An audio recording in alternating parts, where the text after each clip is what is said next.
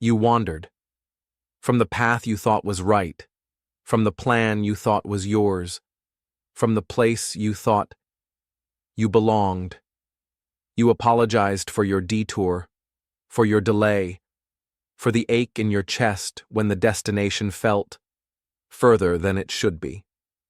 You hid your confusion behind verses, memorized perfectly, recited mechanically, but inside, you felt lost, like a traveler without a guide. They said, just trust the plan. But trust felt like a lie when your soul was screaming for clarity. You felt guilty for needing when you were supposed to know. You stopped asking for signs, not because you forgot Allah, but because you felt too unworthy to seek guidance with a heart full of doubt. You believed your detour meant you were cursed, that maybe you were too lost for even the most merciful to offer you true direction again. You thought faith meant certainty, that showing confusion meant you were failing Allah. But the pressure to know, it distanced you from the one who guides. You apologized for your tears, for your silence, for the ache in your chest during tahajjud. You thought Allah wanted clarity, not your wandering heart.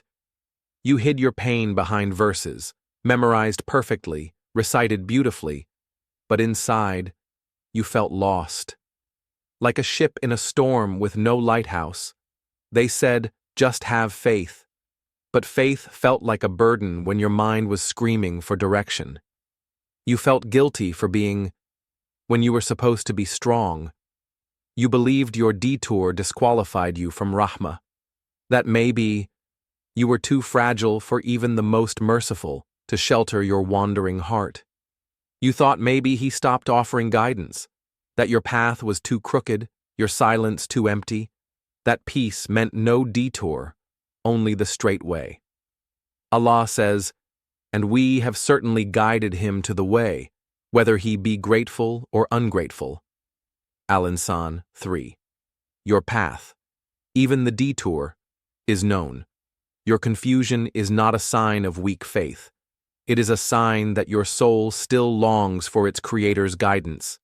Even in wandering, you turned to him. That seeking is pure. Tadabbur is not about understanding every word. It's about letting the Qur'an find the parts of you that ache for direction. Let it whisper that you are seen and sheltered.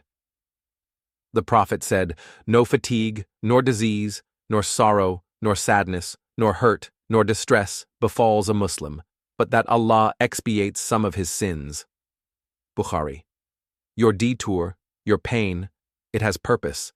In sujud, you finally stopped fighting the path, not in prayer, but in surrender. You whispered, not for direction, but for a place to just trust. In truth, this is what Islam has always taught. To feel is human, to find guidance is divine. Your need for direction, it is a call to Allah. You don't have to earn guidance in front of Allah. He knows your journey. He knows the parts you hide, and he still offers you direction. Guidance doesn't mean the detour disappears.